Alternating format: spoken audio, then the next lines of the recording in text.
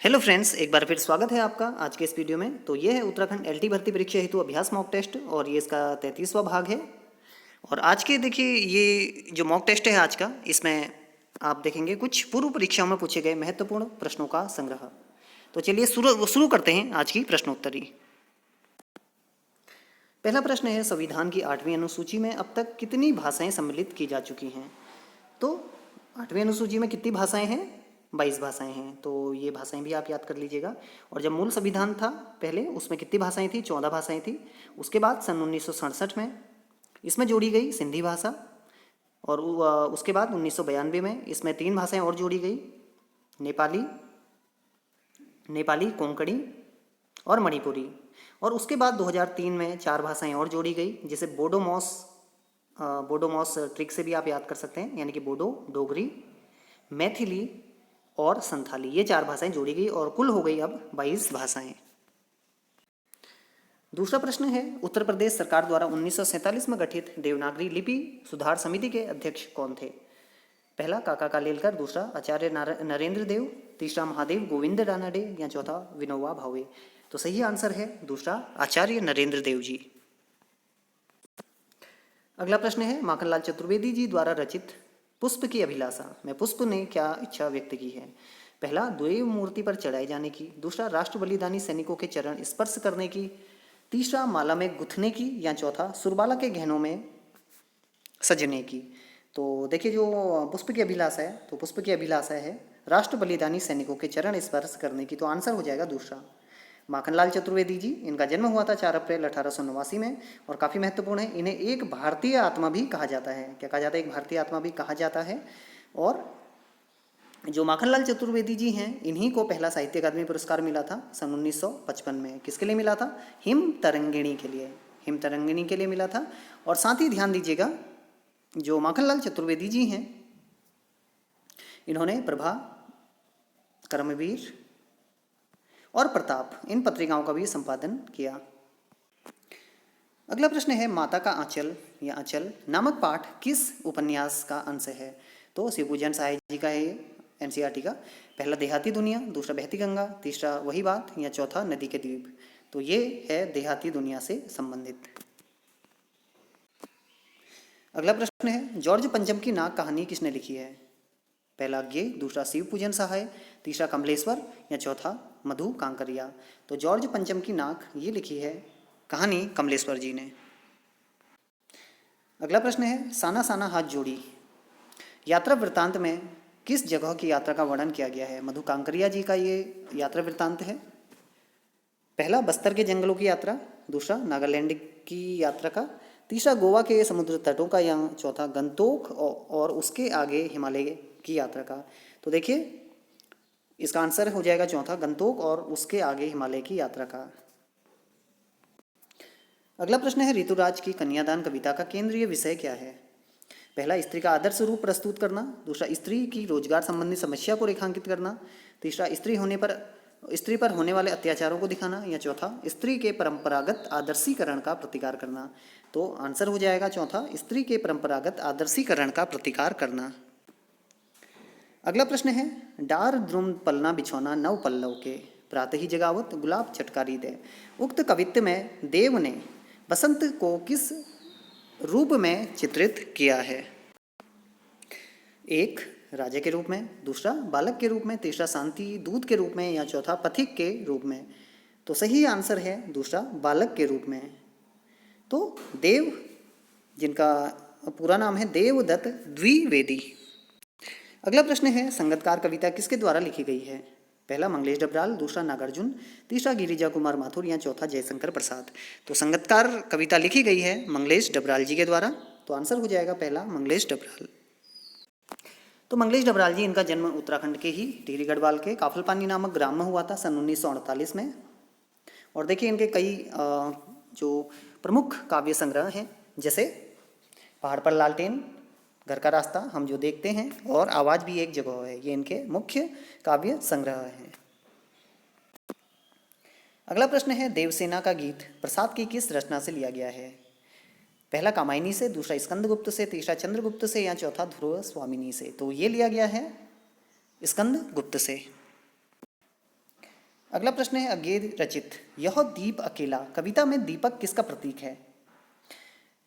पहला व्यष्टि का, दूसरा समष्टि का, तीसरा प्रकाश का या चौथा आशा का।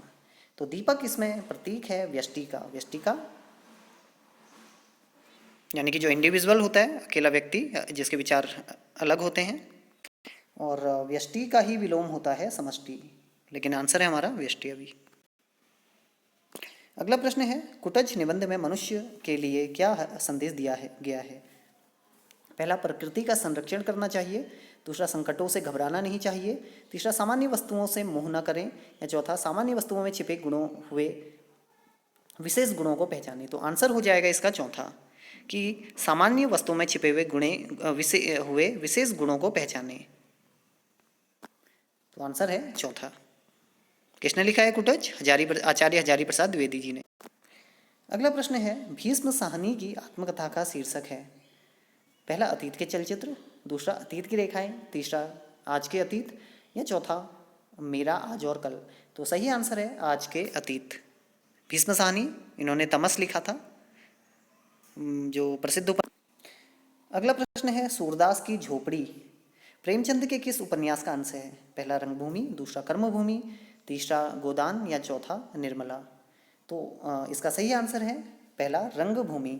और कई बार पूछा जाता है सूरदास प्रेमचंद के किस उपन्यास का पात्र है, तो ये भी किसका है? रंगभूमि का। उसी का एक अंश है सूरदास की झोपड़ी। अगला प्रश्न है बिस्कोहर की माटी पाठ किस शैली में लिखा गया है?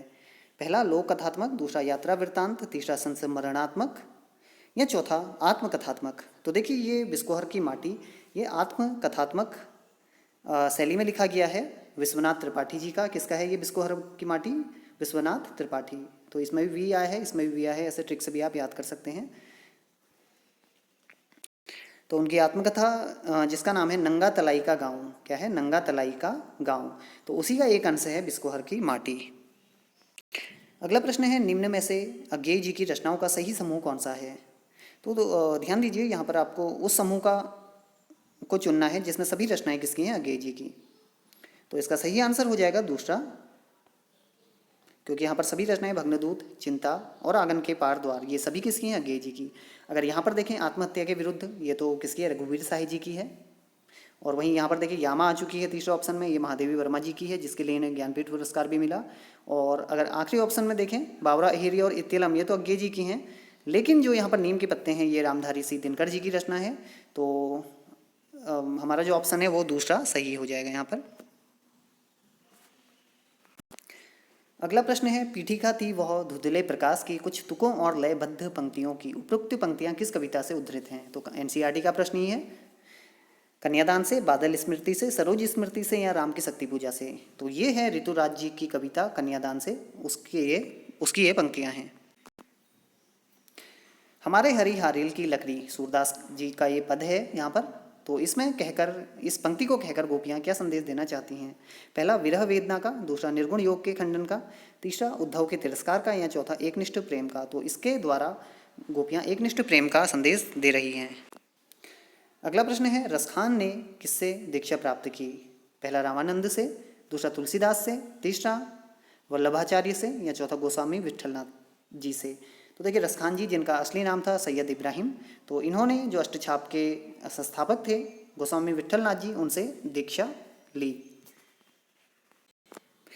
अगला प्रश्न है खाऊ उजाड़ू जीवन पद्धति के कारण हम अपनी सभ्यता, संस्कृति और धरती को उजाड़ने में लगे हैं। अपना मालवा खाऊ उजाड़ू सभ्यता, पाठ के अनुसार यह खाऊ उजाड़ू सभ्यता किसकी देन है? पहला चीन, दूसरा पाकिस्तान, तीसरा अमेरिका या चौथा जापान। तो देखिए ये जो पाठ है प्रभास जोशी जी का, अपना मालवा खाऊ उजाड़ू सभ्यता। तो इसमें देखिए औद्योगिकीकरण के कारण जो मालवा है वहाँ पर जो पर्यावरणीय नुकसान हुआ है उसके बारे में इन्होंने दिखाया है, उसका वर्णन किया हुआ है। तो यहाँ पर जो खाऊ उजाड़ू सभ्यता है उसकी देन माना है यहाँ पर अमेरिका। तो आंसर हो जाएगा तीसरा अमेरिका। अगला प्रश्न है यथास्मय रोचते विश्वम निबंध संग्रह से उद्धृत है, यानी कि किस निबंध संग्रह से लिया गया है? पहला विराम चिन्ह, दूसरा भाषा और समाज, तीसरा इतिहास दर्शन और चौथा भारतीय संस्कृति और हिंदी साहित्य। तो देखिए यशास्मय रोचते विश्वम जो रामविलास शर्मा जी का निबंध है, तो ये लिया गया है विराम चिन्ह नामक निबंध संग्रह से। आंसर हो जाएगा विराम चिन्ह। अगला प्रश्न है, हम दूरदर्शन पर बोलेंगे, हम समर्थ शक्तिमान, हम एक दुर्बल को लाएंगे। उपर्युक्त पंक्तियां किस कवि की हैं? पहला गे, दूसरा शमशेर बहादुर सिंह, तीसरा मुक्तिबोध या चौथा रघुवीर सहाय। तो देखिए ये जो पंक्ति हैं ये हैं रघुवीर सहाय जी की, जो इनकी कविता है कैमरे में बंद अपाहिज, तो उससे ये ली गई हैं। अगला प्रश्न, कुंवर नारायण की कविता के बहाने रचना उनके किस काव्य संग्रह में संकलित है? पहला कोई दूसरा नहीं, दूसरा अपने सामने, तीसरा परिवेश, हम तुम या चौथा इन दिनों। तो ये कविता के बहाने है संकलित इन दिनों में। अगला प्रश्न है, महादेवी वर्मा द्वारा रचित भक्तिन किस विधा की रचना है? पहला निबंध, दूसरा कहानी, तीसरा संस्मरणात्मक रेखाचित्र या चौथा जीवनी। तो देखिए जो भक्तिन है ये संस्मरणात्मक रेखाचित्र है महादेवी वर्मा जी का, जो इनका रेखाचित्र संग्रह है स्मृति की रेखाएं उसमें संकलित है। और भक्तिन जो थी इनका जो असली नाम था वो था लक्ष्मीन। अगला प्रश्न है, सिल्वर वेडिंग कहानी का केंद्रीय पात्र है? पहला कृष्णानंद पांडे या किसंदा, दूसरा यशोधर बाबू, तीसरा चंद्रदत्त तिवारी या चौथा भूषण। तो सिल्वर वेडिंग मनोहर श्याम जोशी जी की कहानी है, प्रसिद्ध कहानी।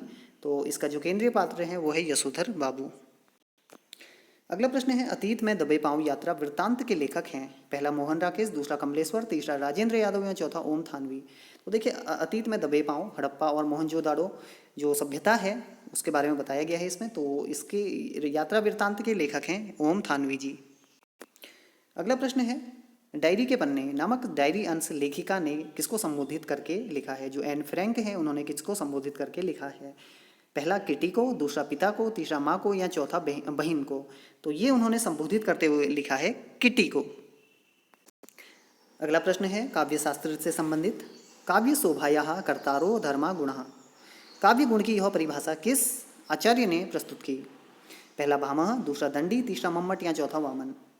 तो देखिए ये पंक्ति है जो रीति संप्रदाय से संबंधित हैं, वामन जी उनकी। अगला प्रश्न, लोक या शास्त्र के विरुद्ध पदक्रम होने पर कौन सा काव्य दोष होता है? दुष्क्रमत्व, ग्राम्यत्व, अप्रीतत्व, अप्रतितत्व या अक्रमत्व। तो सही आंसर हो जाएगा पहला दुष्क्रमत्व। अगला प्रश्न, पागल सी प्रभु के साथ सभा चिल्लाई। उपमा अलंकार के उक्त उदाहरण में साधारण धर्म कौन सा है? तो देखिए यहाँ पर उपमा अलंकार है तो यहाँ पर पूछा गया हमसे साधारण धर्म।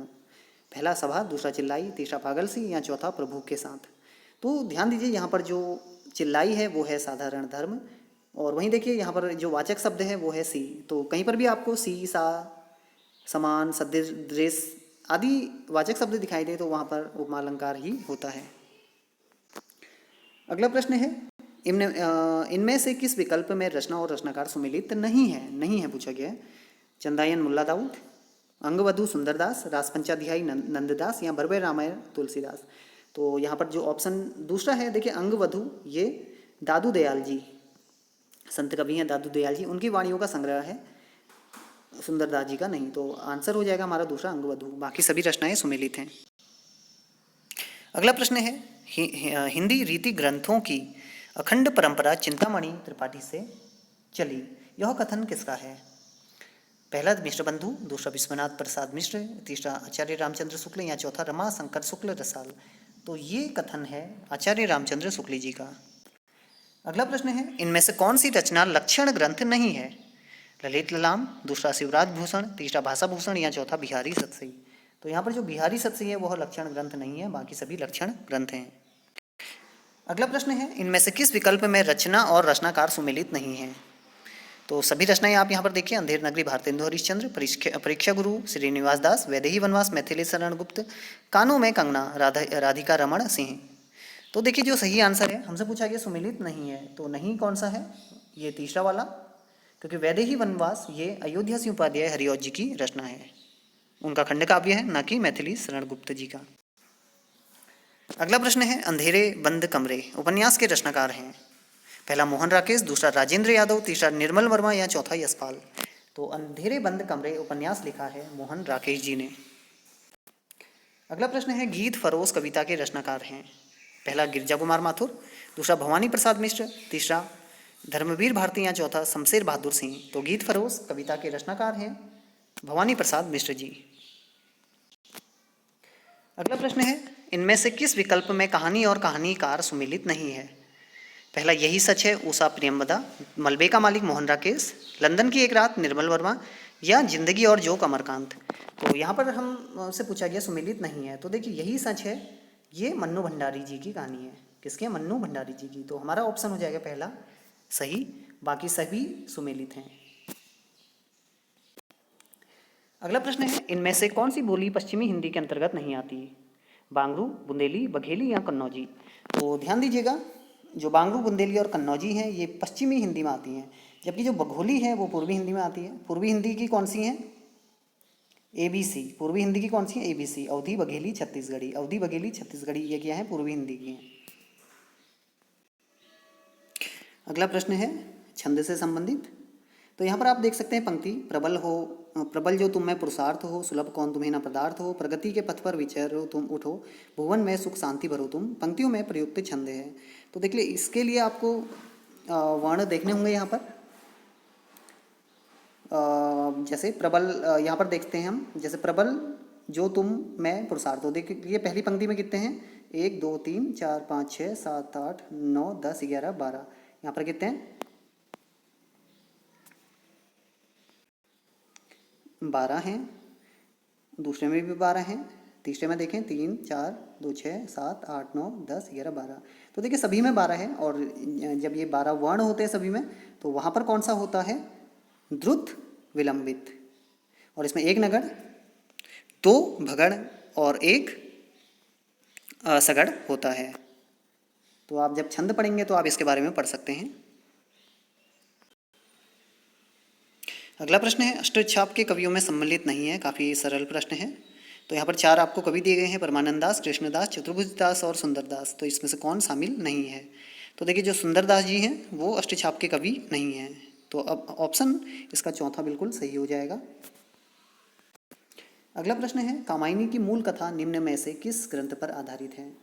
पहला ऋग्वेद, दूसरा मनुस्मृति, तीसरा शतपथ ब्राह्मण या चौथा उपनिषद। तो कामिनी जयंत शंकर प्रसाद जी का जो महाकाव्य है वो शतपथ ब्राह्मण की मूल कथा पर आधारित है। तो फ्रेंड्स, ये था आज का मॉक टेस्ट हिंदी का। जो पुरानी जो परीक्षाएं थी उनके जो महत्वपूर्ण प्रश्न थे वो यहाँ पर लिए गए थे। तो अगर आपका भी कोई सुझाव हो तो आप कमेंट के माध्यम से दे सकते हैं। तो जल्द ही और भी मैं मॉक टेस्ट लेकर आऊँगा। तब तक के लिए धन्यवाद।